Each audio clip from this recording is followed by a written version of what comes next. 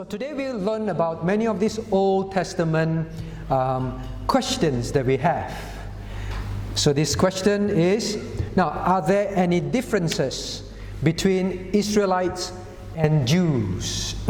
What are the differences? Because often you hear the Jews, the Jews, the Jews. Then you hear the Israelites, the Israelites. You do your FEBC course, parents, and then sometimes you hear the Israelites and the Jews. You say, isn't the Israelites Jews? Isn't the Jews Israelites?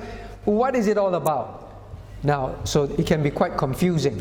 What do you think is the difference between the Israelite and the Jew? What do you think are the differences? Okay, Jeremy.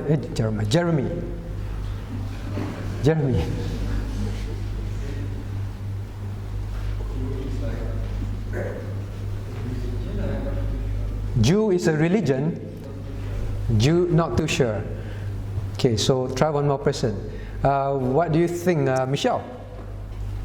Is it after the separation, the northern Israelites and the southern Jews? Is it after the separation, the northern and southern kingdom, and then one part is called Israel, the other part is called Judah? Or is it Israelites and Jews?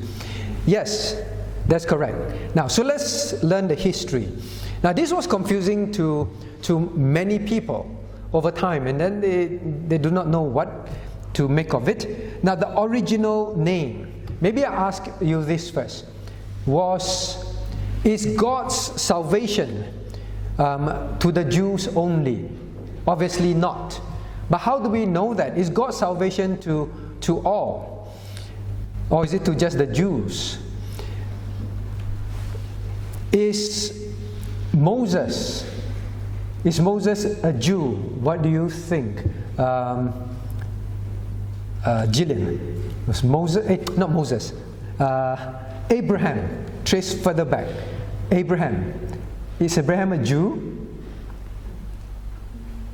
No. If Abraham not a Jew, then who is Abraham? What should we call Abraham? A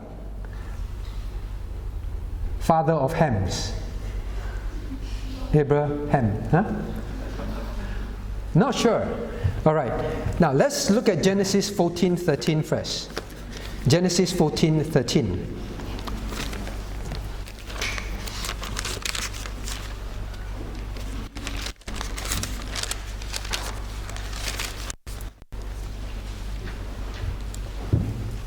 Now Abraham, the father of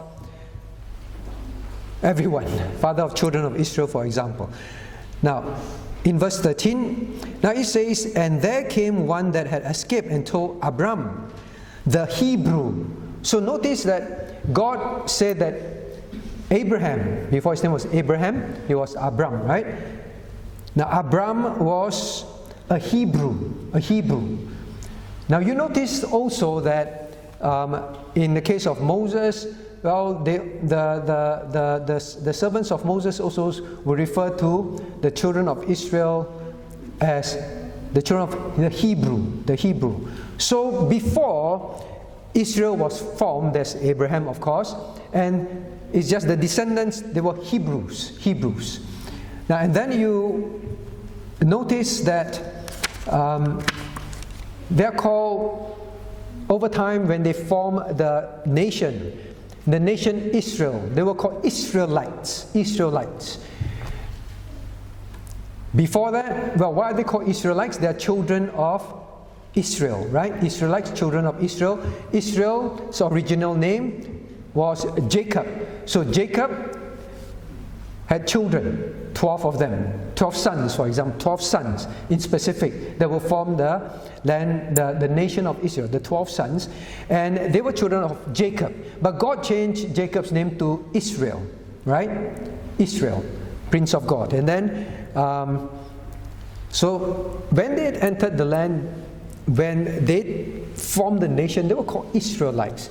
Then, like Michelle rightly pointed out, so all the while called Israelites. Now, and then at the point of after the death of King of Solomon, the kingdom, as we know, split into northern and southern kingdom. Now, the northern kingdom was then in the Bible, when they split, the Bible began to call the northern kingdom tribes the kingdom of Israel. Then what happened to the rest? The rest in the south, the Bible began to refer to them as the kingdom of Judah. And at that time, the kingdoms of the north, they were called Israelites. Then the Israelites were northern. Then the people of the kingdom of Judah began to be called Jew. All right? Judah, so they became Jew. People that live in the southern kingdom. The southern kingdom tribes at that time included Judah, Benjamin, and Levi. For example, Judah, right? Judah, Benjamin, and Levi. So these southern tribes, the people from there began to be called Jews. That's why in Esther, now you may as well turn to Esther, right? Because we're going to cover Esther as well today. Esther chapter 2. Right? Esther chapter 2, the book after Nehemiah, the book before Job. Right? Esther. Now notice in Esther chapter 2 verse 5. Now let's read together. Now, quickly. Now in Shushan, the palace, there was a certain Jew whose name was Mordecai, son of Jair, the son of Shimei, the son of Kish, a Benjamite. Notice the Benjamite. Benjamite was called a certain Jew. So the southern kingdoms, this particular tribe, Benjamite, the people, because they were in the south, they were also called the Jews. So at a certain point of Israel history, they were called Israelites and Jews. Are the Jews Israelites? Well, they are Israelites, children of Jacob, children of Israel. Alright, so I hope that is clear. Okay, so I hope I answered that question. No more confusion. So when you read the Bible, at certain parts of the Bible, you must know which part of the history of Israel you are reading. Is it before the split northern and southern kingdom, or is it after the northern and southern kingdom? If it's after the northern and southern kingdom split, means after the death of Solomon, then when you read the Israelites, you cannot think of them as the whole Israel. You think of them just as the northern kingdom's people. Okay? Then you can understand the word better. Now, next one. So this is just a technical question. I hope I answered that. Have I? Wait, Jemima asked this question. Where's Jemima? Okay, Jemima answered your question? All right. Actually, why do you ask? I'm always curious.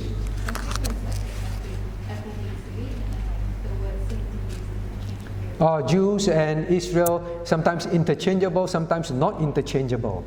All right, so that's the reason. Now, next one. So, all right, I apologize, Phoebe. Phoebe asked this question long time ago. Right? Phoebe, I hope you still remember. Now, Phoebe asked a very good question. Why did Esther marry an unbeliever? Why did Esther marry the unbeliever? Not Auntie Esther here, right? Obviously. Esther from the book of Esther. So let's turn to the book of Esther. All right, so Phoebe asked an interesting question. Why did Esther marry an unbeliever? Now, Esther married an unbeliever because he married the king of a heathen country. And this king did not believe in Jehovah, right? So Esther did marry an unbeliever. So as young ones, you always hear in church, as parents also, you always hear, do not marry unbelievers. We cannot marry unbelievers. Where is it in the Bible that says that Christians should not marry unbelievers? So better be very clear in your heart. Where? Thomas, where? Don't know. Okay, now let's turn to Deuteronomy chapter 7 verse 3. So individuals, parents, you must know this is what God says. Deuteronomy chapter 7 verse 3. Now before they entered the promised land, God already gave them this commandment. Deuteronomy chapter 7 verse 3. Let us read 3 and 4 together. Neither shalt thou make marriages with them. Thy daughter thou shalt not give unto his son, nor his daughter shalt thou take unto thy son. For they will turn away thy son from following me, and that they may serve other gods. so will the anger of the Lord be kindled against you, and to destroy thee suddenly. So before they entered the land, God already told them, no intermarriages with the heathens. The reason given in verse 4, for they will turn away thy son and thy daughters from me, I guess. Daughters as well, because the sons give birth to other children. So now they will stop following God. Is it true? Solomon, the wisest man on earth, as people would say, married many wives and had many concubines. Did the wisest person on earth, did his heart got turned away from God? Absolutely. He himself confessed that. It will happen. So parents and individuals, remember that God says this, and God gave the commandment not because He's a controlling freak who wants to control your life and don't want to give you what you want. God knows that the best for you is that you marry godly men and women, and then you have a godly family. Then you will have a godly life, and you will have a good life, a blessed life on earth, and used by God. It's a very wonderful thing, and then you go to heaven with no regret. So God's plan and God's commandment was given for their good. You must understand that. All of God's commandment is for your good. You may find it difficult to accept and understand, but it is. Right? Parents, you always tell, eat your vegetable, it's good for you. Then you eat, it's so bitter, it's not even nice. Why is it good for me? I don't understand, but parents know good. God is infinitely wiser. Trust the Lord. It will happen. Alright, so that is one. But that is the Old Testament. Right? Old Testament. New Testament, it should be okay. We learned this morning, right? Many Christians say, oh, that's the Old Testament. Dispensational. New Testament, how do you know it's okay?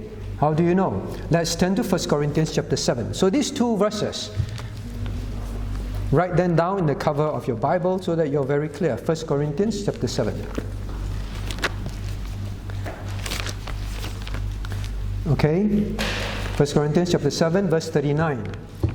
1 Corinthians 7 verse 39. So two verses, old and new, still the same.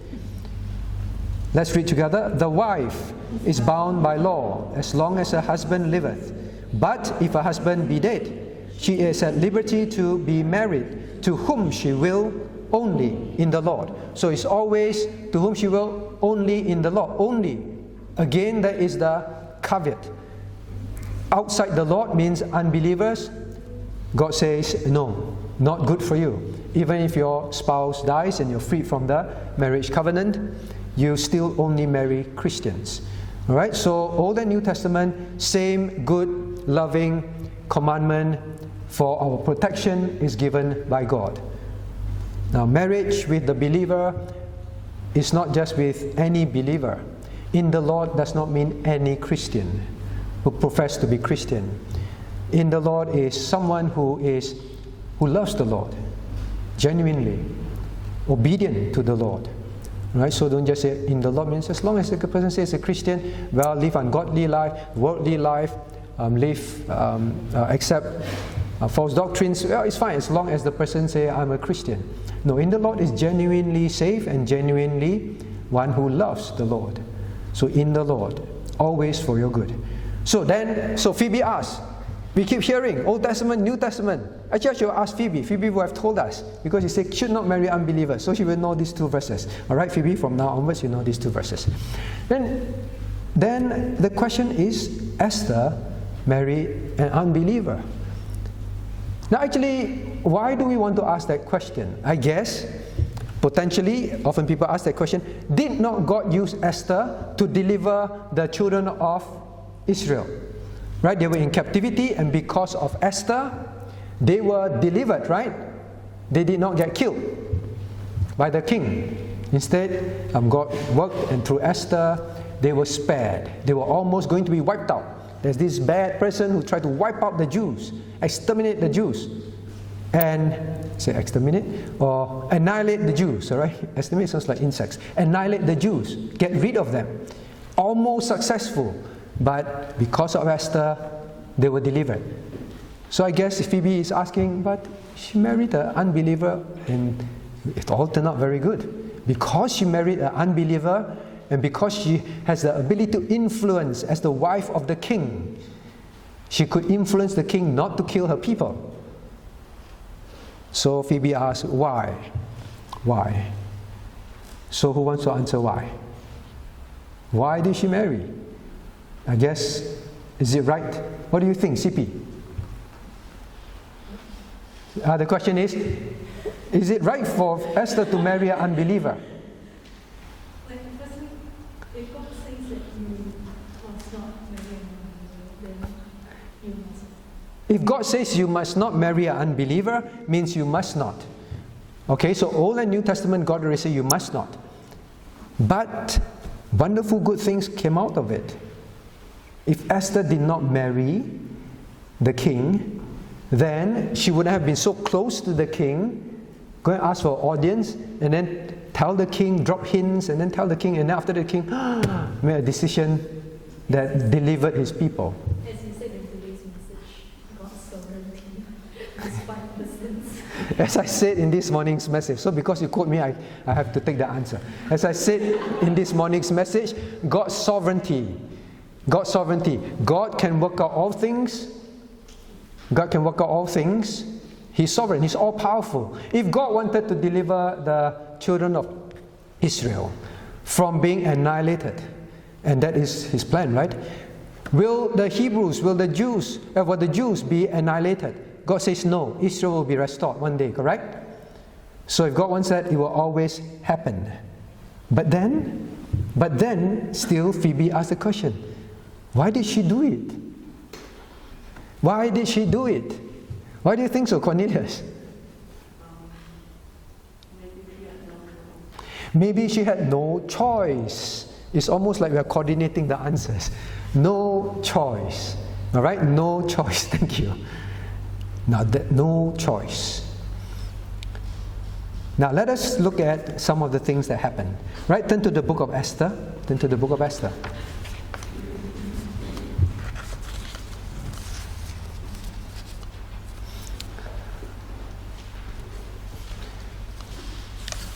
Okay, so I guess Cornelius read the book of Esther before, so he said no choice. All right, sounds like no choice.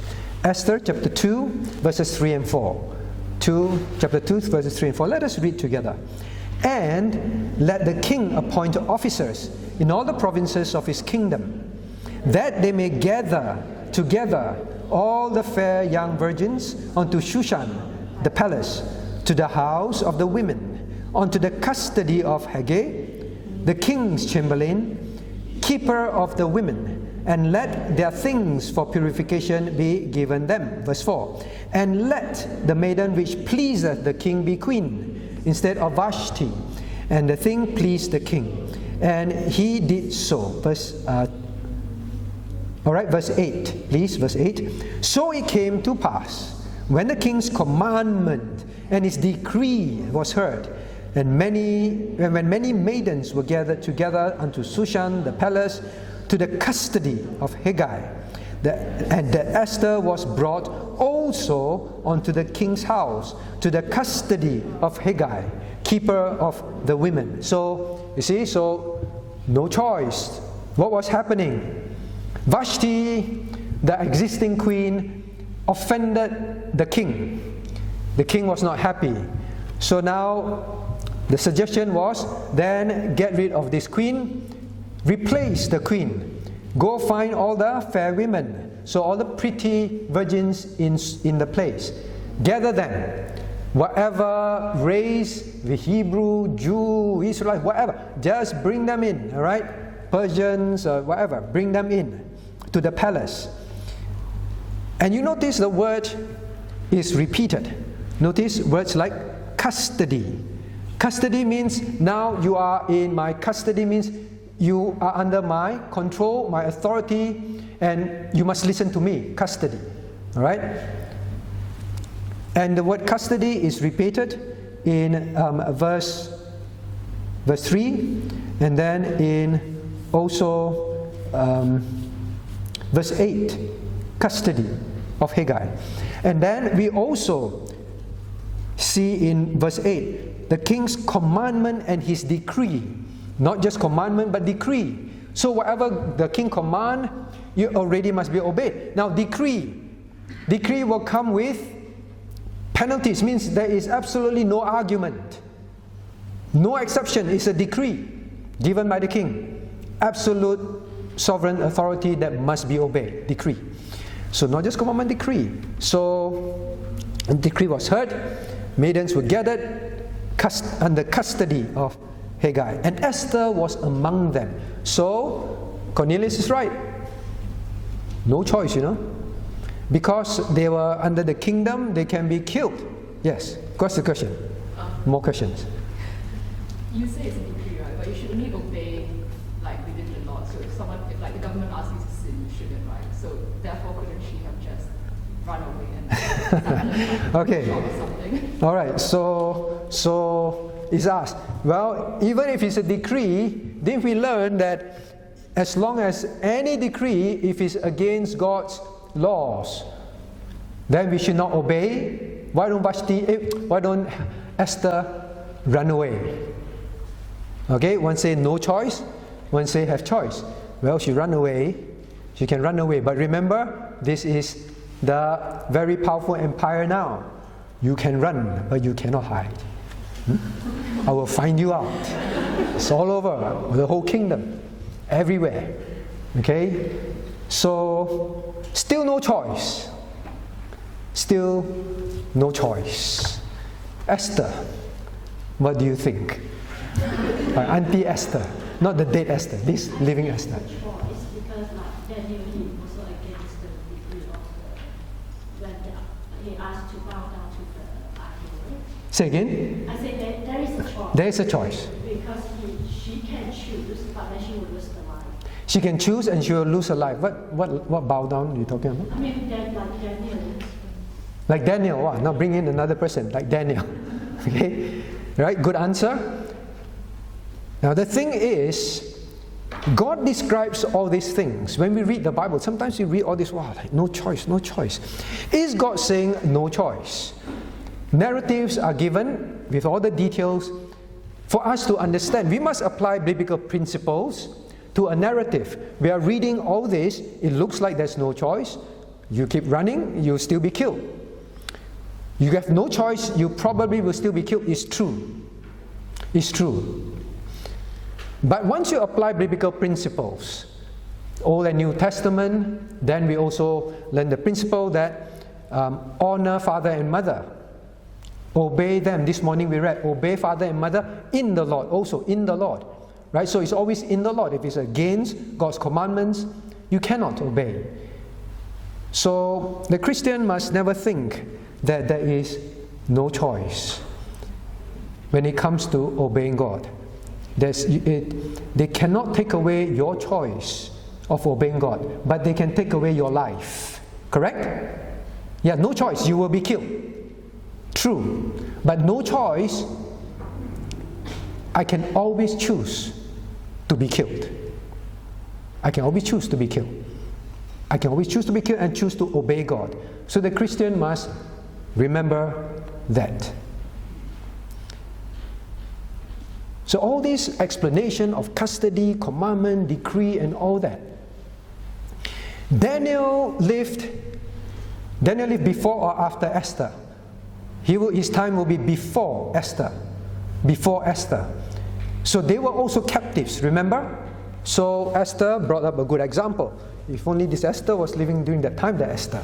They said, Daniel, right? Daniel and his friends, they don't care. Thrown into lions, then thrown into fire, they didn't care. Should Esther have also made that choice? Let's look. Now, turn to Esther. Esther chapter 2. Now we learn something about what happened. Esther chapter 2. Let's learn about Esther's custodian. Esther had a custodian. Alright?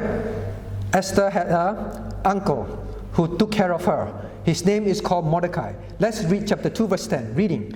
Esther had not showed her people nor her kindred, for Mordecai had charged her that she should not show it. You see, now they were supposed to go and, well, she already has been rounded up and brought to the palace. But all this while, Esther did not reveal that she was a Jew. She did not. Why?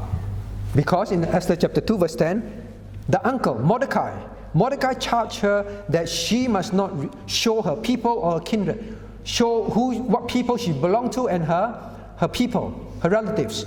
Don't let them know you are a Jew, Esther, when you go to the palace. Hide that fact. It means this. It means that Esther knew. Actually, I ask you, what does it mean? Right? Ask the Enoch. Don't, Esther, don't, or you tell Grace, don't let them know that you are a Christian. All right? What do you think Mordecai is trying to do? Protect her from getting killed. Okay? Yes? Possibly. But why else? What else? What do you think? Ask girls. Grace, why? Remember, they're brought to the palace. He said, don't let them know you're a Jew. What they're brought to the palace for? For what purpose? Okay, lost. Okay, Jocelyn is thinking very... You say when you tilt your head means you're thinking very hard. Jocelyn, why do you think Mordecai would say, don't let them know you're a Jew, Esther?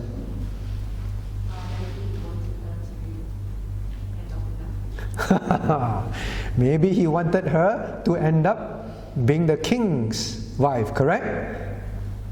Now remember, they are brought there for what purpose? They were brought to the palace. It's a beauty pageant. It's a beauty competition. The most beautiful one will be the king's next wife, correct? That's the description. Bring the fair maidens. And then bring them there. And then feed them, care for them, and then they will be presented before the king. It's a competition. Who will be the next queen? And then, for some reason, Mordecai would know being a Jew would stand them in a lesser state. Correct?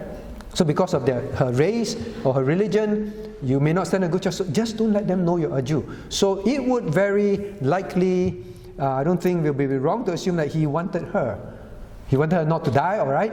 But more importantly, now, did they say all those that are not chosen will be killed? No, right? They did not say that. All right, so Enoch, I'm afraid you're not correct. Because he did not say if you did not get chosen to be king, you will die. All right, so he wanted her to be chosen to be queen.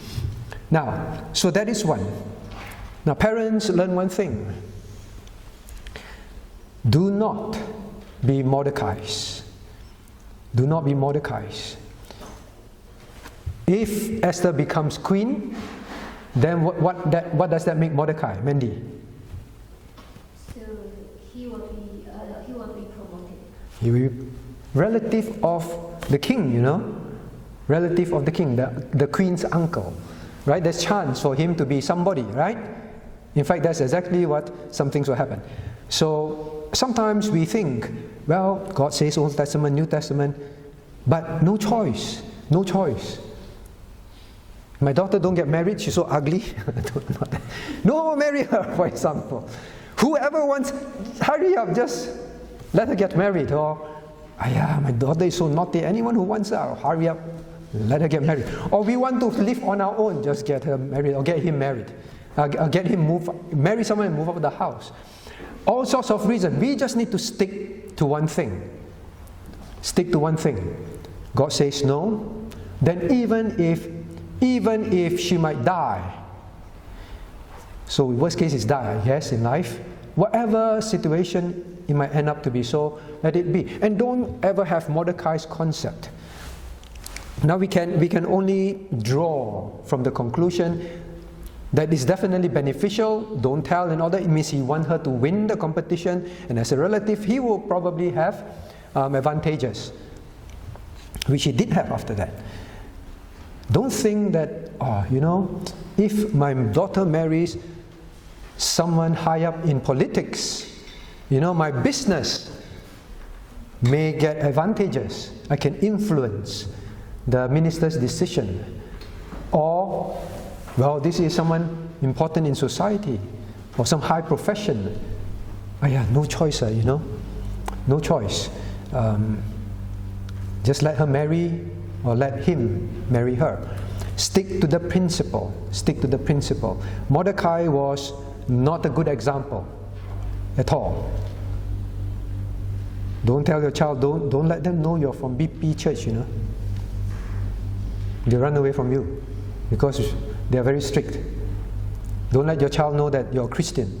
Just be a good friend first. And then when he or she likes you, then slowly win them to Christ. Slowly win them. God did not say slowly win your next husband or wife. He said in the Lord, means they are already Christian. Alright? So, be careful. Don't be Mordecai's as parents.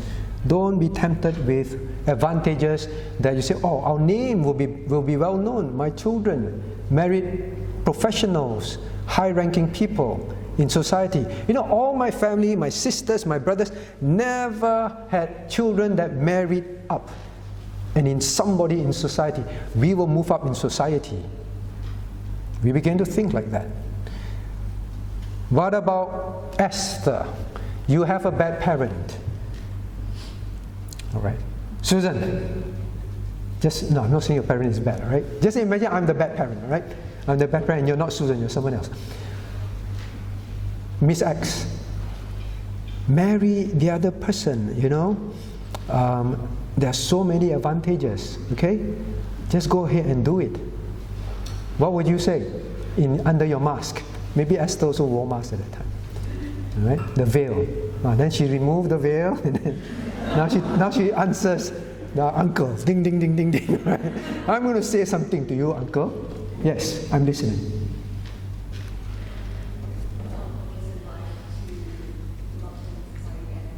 Say again.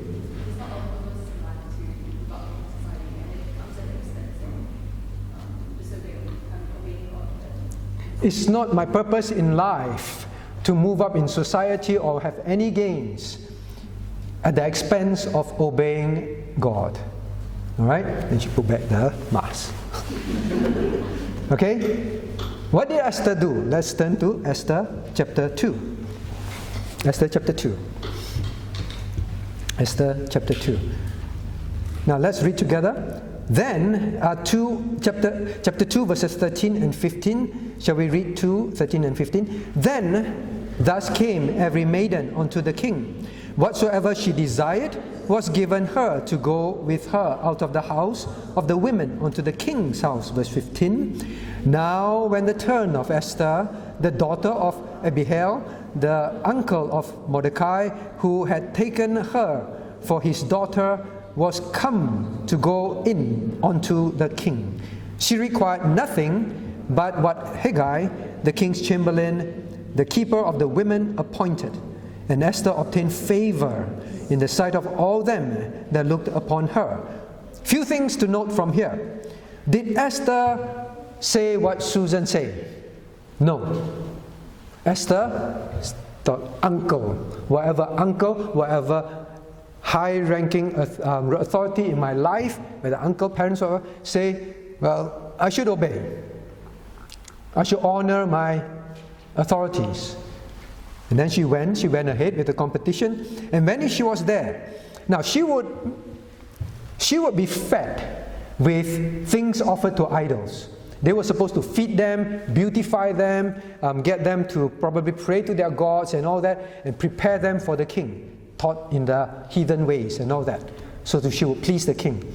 But for Esther, she was very righteous. All right?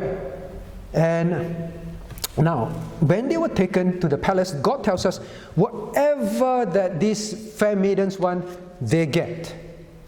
Because they're going to marry the king, Anything they ask for will be given. No holds barred. But for Esther, so righteous. She required nothing. Nothing. I'm not going to ask for anything. I will stand holy and godly. I will not eat food offered to God. Whatever it was, the nothing we do not know. I will not accept their ways. The Bible records that she was like that. Was she holy? Was she godly?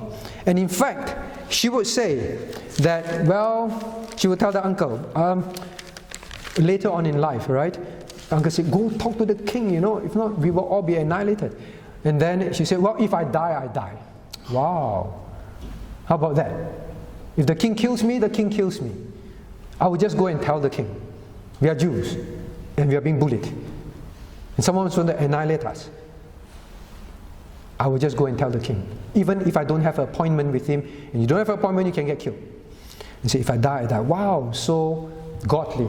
Is it godly? Is it godly? Now, sometimes the lesson is this. Sometimes we think that we are being very godly in certain situations. We obey, we're obeying this, obeying that, and acting very Christian. But we have to trace upwards. Trace upward. Where have I even made the wrong decision and I'm in this situation now? What is that decision that I need to reverse? Even if it means I might die. Even if it means I might lose my friends, lose my job, lose my popularity, lose my everything. So don't enter into dating, what do you call that? Evangelistic dating. Evangelistic dating means it's an unbeliever or is someone who is not in the Lord, means Christian but ungodly, worldly, carnal. Don't enter into this relationship and say, when I'm in that relationship, I require nothing. No, I will not partake. I will not go to these places with you. I will not do that. I will not do this. That was Esther's thinking. As long as I am right in this situation. No, there is a situation that she should not be in the first place. So learn that lesson. If you are in, get out. She should have already said, right from the beginning, uncle, if I die, I die. That's it. But it was much later, right? So we want to learn from this. You are right. Daniel willingly said, I will pray. Although I'm not allowed to pray, I will pray. If I die, I die. I will thrown into whatever you want to throw me into.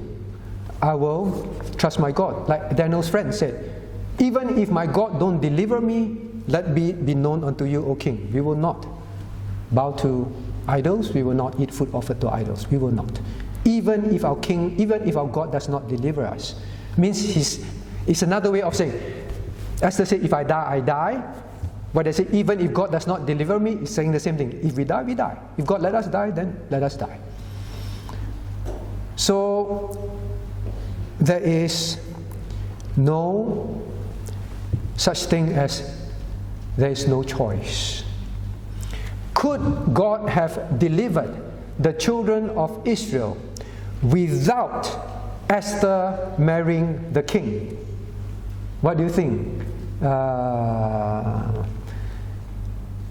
Forget names now. I don't know why whenever I'm up here I forget names, Jemima. How do you know? Because He's sovereign, all right? The very important thing to learn. The book of Esther is, you want to study sovereignty of God, study the book of Esther. The book of Esther is the sovereignty of God. Do you know in the book of Esther, God's name is never mentioned once? One day we'll study it, right? I cannot say too much. Never mentioned once. But yet the lesson was totally about God in control. Now in the Hebrew language, one of the interesting tools they use is when they don't mention something, when it's obvious, then there is the emphasis. That is the clearest emphasis. Don't talk like that to me. When I talk to you, I don't understand what you're saying, right? Don't be a Hebrew to me. Just say what you need to say. So it's like that. God could have delivered. We learned this morning. What is the key word? In spite of Esther's failures, Mordecai's failures. Mordecai and Esther, were they godly Christian Along the way and at the end, yes, but they committed failures. The failures are not for us to say it's recorded there and therefore it's okay for me to marry unbeliever and eventually things will turn out right. We learned that this morning. It's in spite of. Don't get into that situation in the first place. Alright? So in spite of. The sovereignty of God is to teach us, I don't need to sin. I always have a choice. Even if that choice means death. To obey God. Alright? So Phoebe, does that answer your question or is that your question? Is that what you're trying to ask? Yes. Alright? So why did Esther marry? The short answer is Esther married an unbeliever because she disobeyed God. Because she was fearful. Because she was influenced by Mordecai. Because she did not choose to obey God from the beginning at all costs. Later she said, yeah, if I die, I die. But she was already in the wrong decision. Okay, so that is why she married her. Now some marry him. Marry him. Some have a different view. They say, oh no. You have to understand at those times it's very difficult. In those times, if you don't get married, you don't marry the king, you will be killed. I don't agree with that view. Do you agree with that view? If you agree with that view, then you agree with the view that God could not have delivered the people and God needed Esther to sin in order to deliver the Israelites. Then you have to believe the other view, which to me, scripturally, according to the character of God, and the sovereignty of God is not a view to accept. But it's not about views. It's about your own choice in life. Alright, so time's up. Let's pray. Now, someone asked what is the difference between psalms, hymns, and spiritual songs. Someone also asked, can we just have instrumental music? Can we worship God with instrumental music?